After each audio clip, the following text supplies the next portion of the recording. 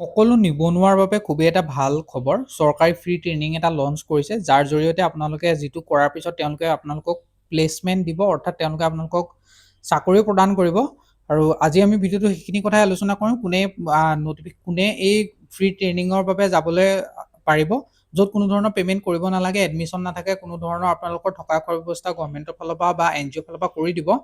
আপোনালোকে কোনো ধৰণৰ পে'মেণ্ট কৰিব নালাগে, কিন্তু আপোনালোকে চাকৰিটো ফিক্স হয়, আপোনালোকে চাকৰি পাব তেওঁলোকৰ আণ্ডাৰত। আৰু কি হয়, কেনেদৰে আপোনালোকে আবেদন কৰিব লাগিব, কিমান দীঘলীয়া কোৰ্চ হ'ব, কি ছেক্টৰত আপোনালোকে কাম কৰিবলৈ সুযোগ পাব, গোটেইখিনি কথা আপোনালোকে কেৱল মাত্ৰ আমাৰ আজিৰ এই ভিডিঅ'টো চাই থাকিলে গম পাব। তো ব'লক আজি আমি দেৰি নকৰি আজি আমাৰ ভিডিঅ'টো আৰম্ভ কৰোঁ। যদিহে আপোনালোকে আমাৰ চেনেলত প্ৰথমবাৰলৈ আহিছে, তেনেহ'লে আপোনালোকে আমাৰ চেনেলটো ছাবস্ক্ৰাইব কৰি ৰাখিব, যাতে এনেকুৱা ধৰণৰ আপডেট ভিডিঅ'সমূহ আপোনালোকে অতি সহজতে আমাৰ চেনেলৰ জৰিয়তে পাই থাকে। ব'লক আজি আমি দেৰি নকৰি আজি আমাৰ ভিডিঅ'টো আৰম্ভ কৰোঁ। এইটোৱে হৈ গ'ল সেইখন নটিফিকেশ্যন যিখন আপোনালোকৰ আহিছে।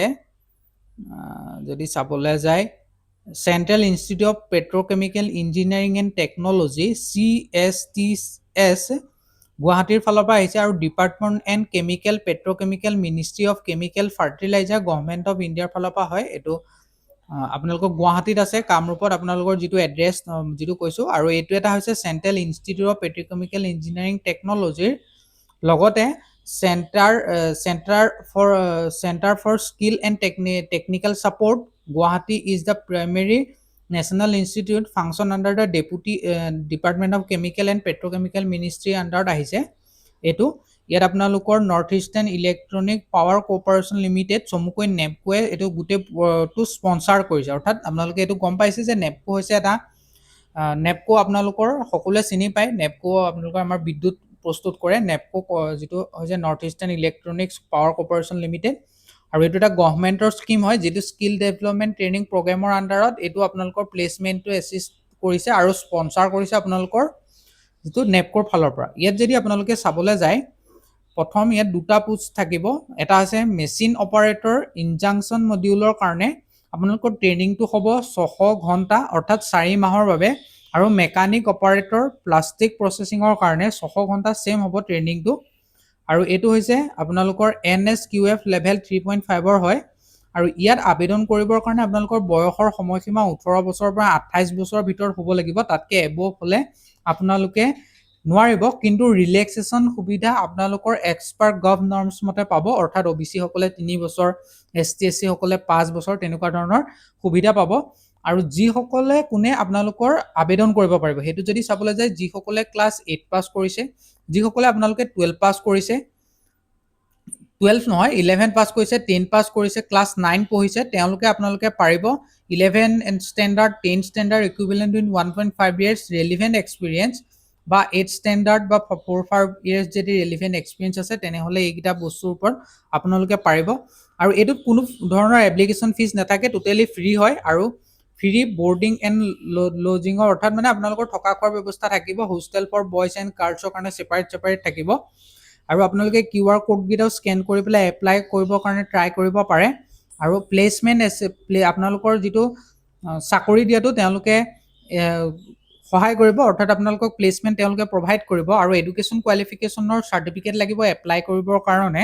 পান, আধাৰ লাগিব, মোবাইল নাম্বাৰ লাগিব, পাছপৰ্ট চাইজৰ 5 কপি ফটো লাগিব, ইনকাম চাৰ্টিফিকেট লাগিব BPL APL হ'লে, আৰু বেংক পাছবুকৰ জেৰক্স কপি লাগিব, আৰু কাষ্ট চাৰ্টিফিকেট লাগিব যদিহে এপ্লাই হয়।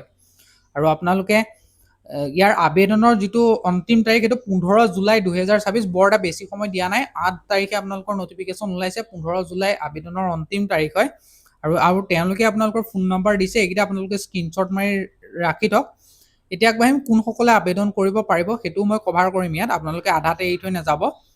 তো ইয়াত আবেদন কৰিবৰ কাৰণে মই ক'লোৱেই এডুকেশ্যন কোৱালিফিকেশ্যনটো সেইখিনি লাগিব। লগতে বেনিফিচিয়াৰী সেইসকল হ'ব পাৰিব যিসকল নেপকোৰ আণ্ডাৰত, অৰ্থাৎ আপোনালোকৰ আমাৰ অৰুণাচল প্ৰদেশ, লয়াৰ SPS অৰুণাচল প্ৰদেশ, মানে এইকেইটা আপোনালোকৰ লোকেশ্যন হয়, এইকেইটা অৰুণাচল প্ৰদেশৰে ভিতৰৰে হয়। আৰু লগতে আপোনালোকৰ অসমৰ আছে, ডিমা হাছাও আছে, কপিল আছে, কপিলি আছে, উপত্যকাৰ আছে, আৰু আপোনালোকৰ মিজোৰাম আছে। এই যি আগত লিখিছে সেইকেইটা আপোনালোকৰ ভেলী হয়। অৰ্থাৎ নেপকো যিহেতুকে জানেই, তেওঁলোকে ৰিভাৰৰ ওপৰত বান্ধ দি পেলাই তেওঁলোকে আপোনালোকৰ বিদ্যুৎ উৎপাদন কৰে। আৰু তেওঁলোকে সেইখিনি এৰিয়াৰ কেণ্ডিডেটৰ কাৰণে এই গোটেই স্পনচাৰ কৰিছে এই গোটেই প্ৰগ্ৰেমটো, যিসকল সেইখিনি এৰিয়াত বসবাস কৰে, অৰ্থাৎ ব্ৰহ্মপুত্ৰৰ ওপৰত তেওঁলোকৰ আছে বা কপিলী নদীৰ ওপৰত আছে, তাৰ পৰা প্ৰবাহিত পানীয়ে যি অঞ্চলত পায় সেইখিনি লোকেশ্যনৰ কেণ্ডিডেটৰ কাৰণে হয়। আমাৰ অসমৰ কাৰণেও সেইটো এপ্লাই হ'ব, অসমৰ কেণ্ডিডেটেও আবেদন কৰিব পাৰিব।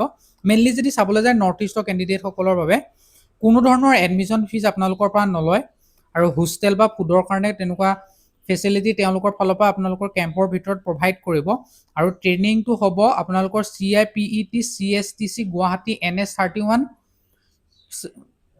কামৰূপ অসম, এইটো আপোনালোকৰ হয়। আৰু এইটো মই ক'লোৱে আবেদনৰ অন্তিম তাৰিখটো আপোনালোকৰ হৈ গ'ল 15 জুলাই 2024। আৰু এইখন যিখন নটিফিকেশ্যন হয়, আৰু আবেদন আপোনালোকে যিসকলে পিছলৈ কৰিম বুলি ভাবি আছে ন, তেওঁলোকে তেনেকুৱা নকৰিব, কাৰণ ছিট কেপাচিটিটো লিমিটেড হয়। যিটো আপোনালোকৰ মেকানিক অপাৰেটৰ বা মেচিন অপাৰেশ্যনৰ কাৰণে 31টা ছিট কেপাচিটি আছে, আৰু যিটো প্লাষ্টিক প্ৰচেছিঙৰ কাৰণে আপোনালোকৰ 70টা ছিট কেপাচিটি আছে।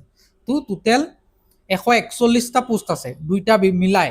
তো আপোনালোকে যিসকলে আবেদন কৰিম বুলি ভাবিছে অতি শীঘ্ৰে আবেদন কৰক। আৰু তেওঁলোকে কণ্টেক্ট নাম্বাৰো প্ৰভাইড কৰিছে। এই গোটেই যিখন মই আপোনালোকৰ নটিফিকেশ্যনটো এইটো মই আমাৰ হোৱাটছআপত শ্বেয়াৰ কৰি থৈছোঁ, আপোনালোকে তাত যাব, আমাৰ হোৱাটছআপ চেনেলত ভিডিঅ'ৰ ডেছক্ৰিপশ্যন বক্সত লিংক দিয়া আছে, আপোনালোকে গৈ তাত চাই ল'ব কণ্টেক্ট নাম্বাৰটো, বা কেনেদৰে আপোনালোকে আবেদন কৰিব লাগে মই ক'লোৱে। QR কোডটো আপোনালোকে স্কেন কৰি এপ্লাই প্ৰচিডিউৰটো পাই যাব। আৰু আপোনালোকে ইয়াৰ ওপৰত যদি ডিটেইলছত জানিব বিচাৰে তেনেহ'লে এই ফোন নাম্বাৰকেইটাত আপোনালোকে কণ্টেক্ট কৰিব পাৰে।